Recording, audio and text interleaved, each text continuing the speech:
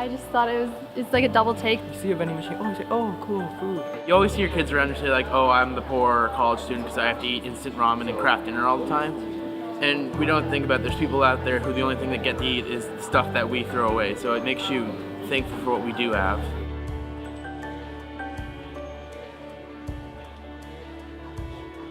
And I can't imagine what it would feel like to not be able to choose what I want to eat or kind of the clothes I can wear, and it's kind of sad actually that some people have to go day by day like that.